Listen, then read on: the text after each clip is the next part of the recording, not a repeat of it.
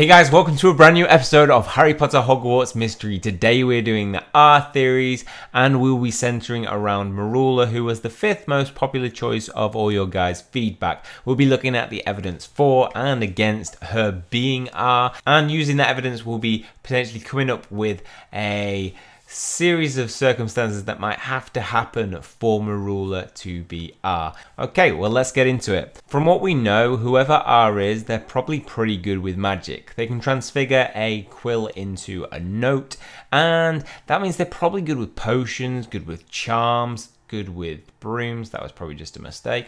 They're probably good with Nope, Merula did it twice. Okay, we'll give her a pass. Maybe there's other evidence that it could be her as well. So let's start with the evidence for at the moment. Whoever is involved with the cursed vaults, be it by the letters, they're going to have to be somebody who wants to access the cursed vaults, has accessed the cursed vaults maybe in the past, has had the means to, potentially.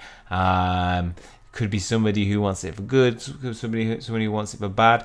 Merula kind of fits this personality bill in terms of she is somebody who is obviously wanting to access the vaults. She has had some access to it before us in that, year 2 she had the keys with Tulip Karasu. So she could have tampered with stuff in Jacob's room potentially.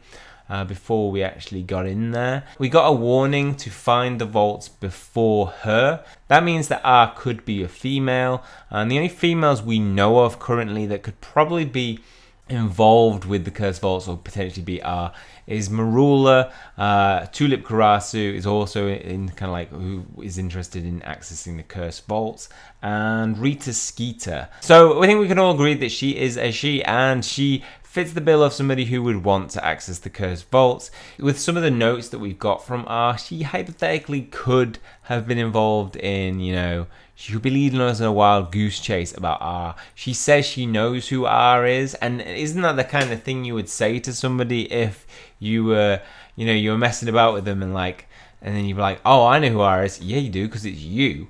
And that's a really important fact to think about when we come to the evidence against. Now, one of the biggest bits of evidence against Merula being R is the fact that in our brother's notebook, we found that he moved his research into the new room that we found in year 3. And when he was in the process of moving it, he was trying to avoid Filch, Snape, and R, which means that R had to be around at the time of Jacob.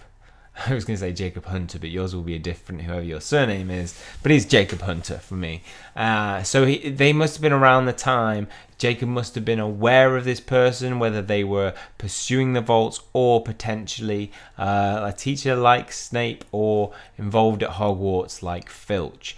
To be in a position where if he didn't move the research, they potentially could find it and used it to either stop him from finding the cursed vaults or to find them themselves. And Merula was not around at the time of Jacob at Hogwarts, certainly. She probably was a little baby. But that's a pretty big bit of evidence against Merula being R.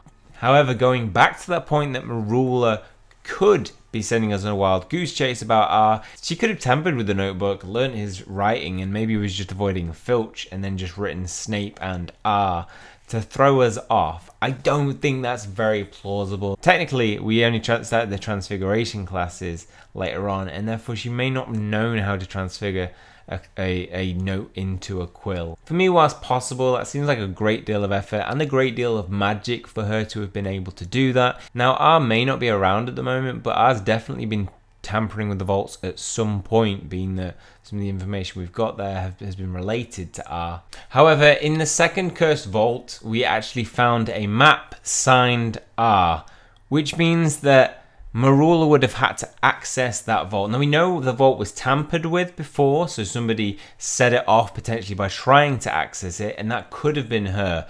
But she would have had to get inside the vault and place that. Now, she would have had to do the whole sacrifice that we did. We sacrificed Jacob's wand and touched it to the case to open it. Now we know that she has the wand intact because we've dueled with her. She could have stolen somebody else's wand. I mean, she's mean enough to take somebody's wand, snap it in half, and use that. But I think if she had beaten us to the curse vault, she wouldn't place it. She'd be bragging about it. and potentially the curse would have been broken, right, if she'd have done that. So with all that being said, I don't think Merula is R. Now that doesn't mean Merula isn't R. Let me explain that. We live in the Harry Potter universe in this game, and therefore magic is possible. Therefore pretty much anything is possible. So for me, the only potential situation where Merula is R is if Merula isn't Merula. Polyjuice Potion could have been used on Merula. So if R maybe left, got expelled from Hogwarts, sacked as a teacher, we don't know what R's position was, then they could have entered into Merula's life at some other point. They could be a family relative. If they are the dark side of the vault, when we don't know Jacob's the good side, but if they are, we know that she's associated with Death Eaters because her parents were Death Eaters. So we know that if there is some great power that she wants to access from the Cursed Vaults, if somebody wanted to get into Hogwarts, the best way to do that is to become a student at Hogwarts, right? So they could potentially use Polyjuice Potion. R could have entered Hogwarts as Merula and be pursuing the Cursed Vaults as Merula. Apart from that, I don't think there's many other situations where Merula could be. This may seem quite far-fetched, but I think whoever R turns out to be is going to be a surprise. Therefore, any theory that you have that has some logic to it is probably possible. Now, Merula didn't have a lot of people supporting her as being their choice, and anybody who did make a choice was very kind of, it could possibly be Merula. It wasn't a kind of, nobody made a solid statement, so that's why I haven't put any comments up, but nobody's put any like evidence for and against. And that's because I don't think most people, once they really think about it, think Merula is R. Like I said, that's the only circumstance where maybe she is R if she is not she. She is not Merula. And so we'll leave it there. Ultimately, I think the likelihood of Merula from like a 1 to 10, let's give everybody a likelihood scale. I think likelihood for me is like a 2 out of 10. What would you give it in terms of likelihood? Do you think it is possible? Do you think there is any weight to that theory that maybe Merula isn't Merula? Who knows? Let me know in the comment section below. Always glad to read your comments. And what we'll be doing next time in the next episode is Regulus Black. So theory number 4, most popular, was Regulus Black. We'll be going into, there's quite a lot of evidence from people that they've put towards this. So we'll definitely be putting comments in the next one. Okay, well that's all for this one. Hopefully you've enjoyed it. If you have, please hit the like button and hit subscribe if you want to keep up to date with future content. That's all from me. See you soon.